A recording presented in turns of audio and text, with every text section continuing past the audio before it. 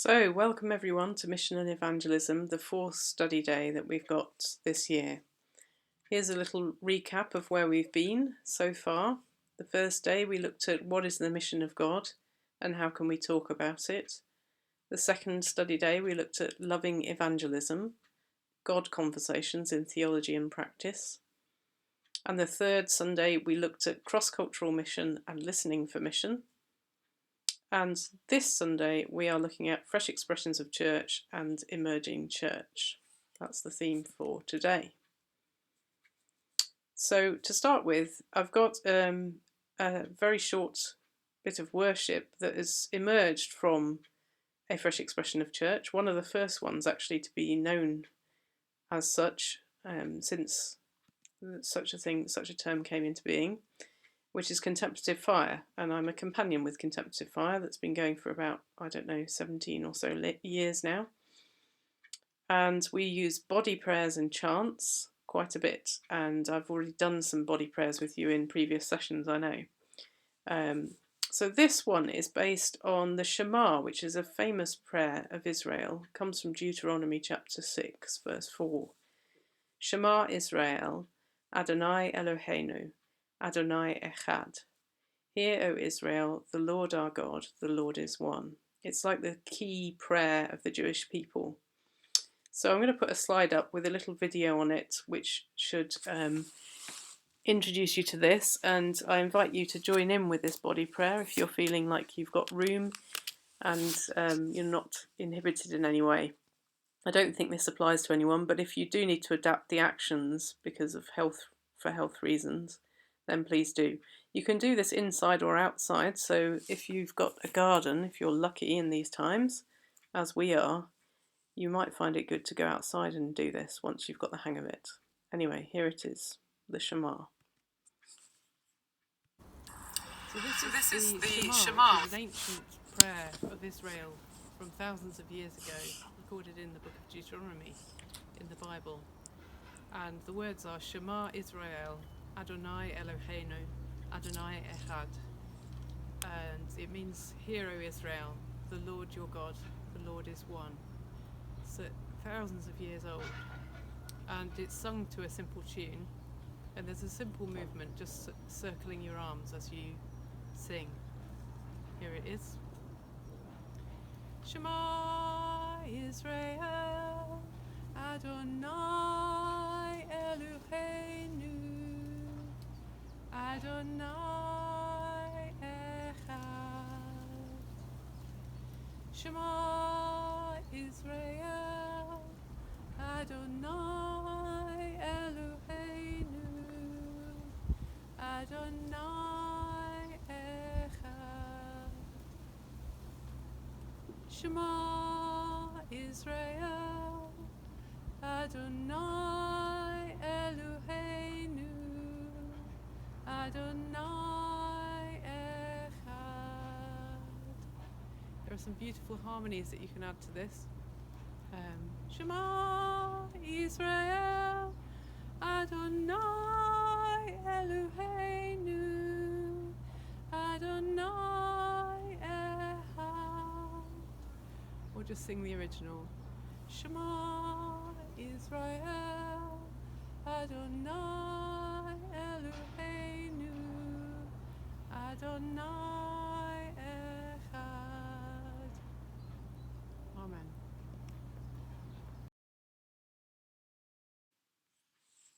Okay, so a bit of body prayer there for you from an ancient place. I actually found out that I have Jewish ancestry, which I think is one of the reasons why that prayer really appeals to me. Right, so going back to do a little history lesson, very quick history lesson, you may or may not be aware that every now and again the Church of England produces reports that are published, and some church nerds somewhere buy these reports and maybe read them and study them, and then they put on a shelf, probably gathering dust, probably for decades to come. There's not a great, there's not loads of people who will be buying these reports normally. As you can imagine, a lot of them are quite dusty and dry. and not of great interest to the most of the public. However, one such report, which was actually produced by the Anglican Church and the Methodist Church together in, I think, 2004 or 5, the Mission Shaped Church report, which you can see in this slide, amazingly, within not a very long space of time, sold over 30,000 copies. That is unheard of as a print run for a dusty church report. And it really ignited something. It caught a spirit that was already at work in the church and in the world. And it caught people's imagination. I think it was reflecting actually what had already been happening for quite some time in the churches. And it was talking basically about fresh expressions of church. So this became a real phenomenon. 30,000 copies sold of this report. And one of the people to respond to this was Sister Mary Clare. And there's a quote from her on your screen. "There is a fabric of the old way of being society and being church. We are not about patching the fabric of that old garment, but seeking to set up a new loom to weave the new fabric for tomorrow's society of the kingdom of heaven." And you can see some Bible references there. They're to that famous little strange parable of Jesus where he talks about the unshrunk cloth and the shrunk cloth, and the old cloth and the new cloth, and the old wine and the new wine, that she's referring to there. So she's saying it's not time to patch up old fabric, because as the parable says, that won't work anyway. The new wine would burst the wineskins, and the wineskins and the wine itself would be ruined. It's time to set up a new loom to weave new fabric all together for the new wineskins we're going to need to contain the new wine that God is bringing. So it's quite a profound thought that the old wineskins will not contain the new wine that God is bringing. And you could imagine that that's referring to people who are coming to faith or exploring faith in Jesus cannot be contained within the existing churches as we know it, but we're going to need churches that are made of a different sort of wineskin in order for this to work going into the future. So that's all the background and the history lesson to Fresh Expressions of Church. Added to which, you've heard me talk a lot already, particularly last time we met, about Vincent Donovan and Christianity Rediscovered. That was written in 1978, but it was part of this whole growing series of missional writing that has led to the Fresh Expressions movement coming to birth. Another key text in the whole lot of it was this book by Phyllis Tickle. What a great name. She died a couple of years ago. She had many years on her. A wise lady. She wrote this book called The Great Emergence, and it's probably worth reading just the introduction if you get a chance to borrow it at some point or look online. In the introduction, she points out that every 500 years or so, the church across the world goes through a massive upheaval and there's a huge change.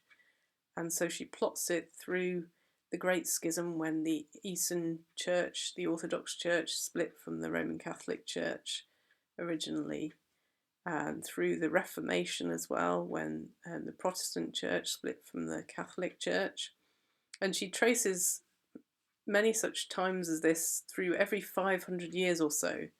There's this massive period of change, like an epoch, a new epoch comes into being, and the church is adapting to the new world that it finds itself in.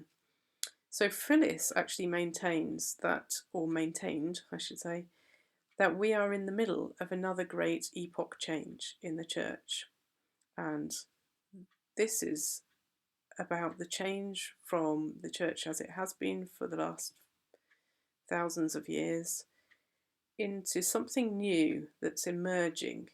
And she refers a lot to emerging church, fresh expressions of church being a part of this new shape of church, or new wineskins that seem to be emerging for this new era. If you have ever been to an ordination of an Anglican priest or deacon, I'm not sure, I think this is a priestly one.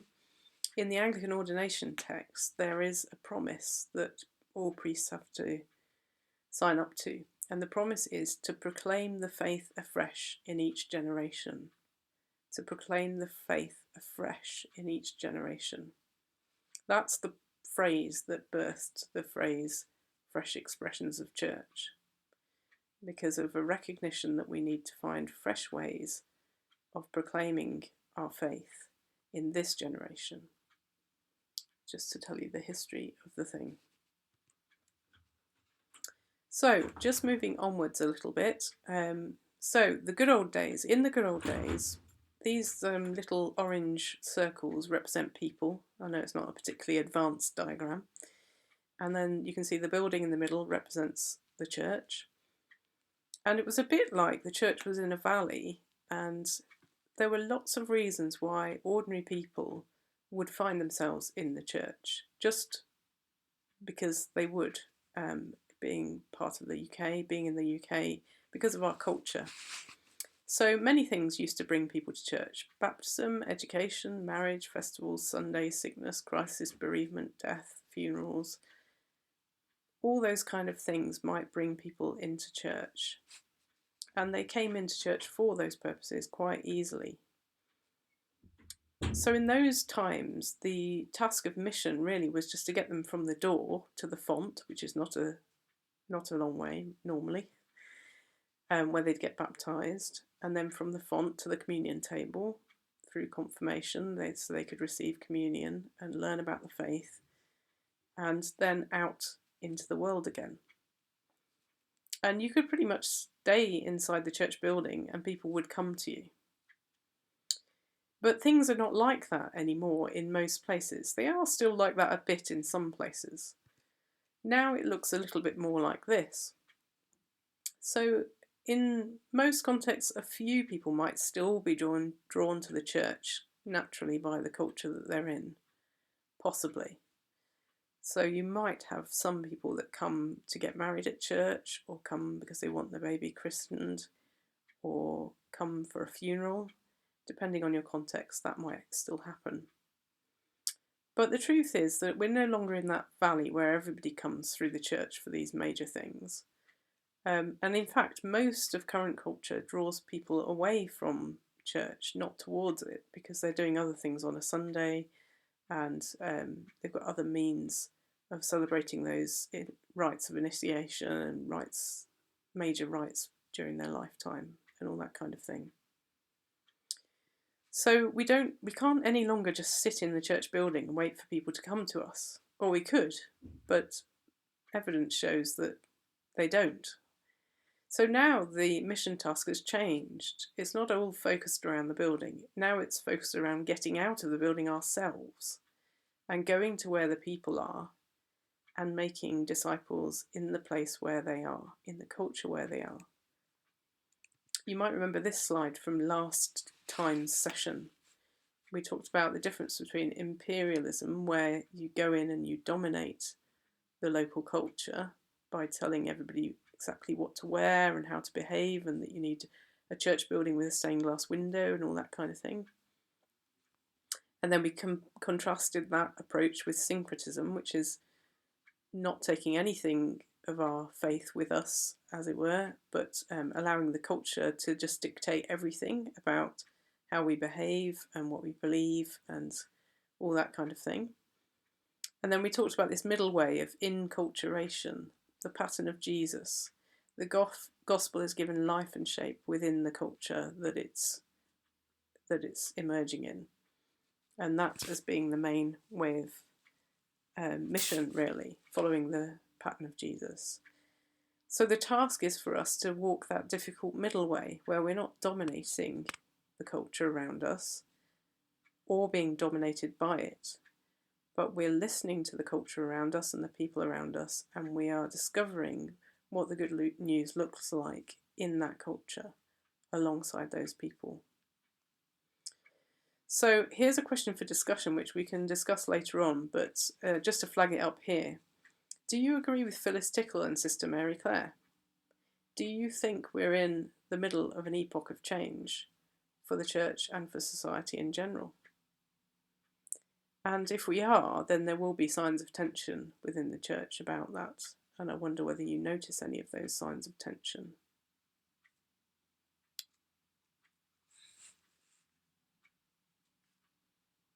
I'm going to pause this recording there, and then we'll carry on after a break.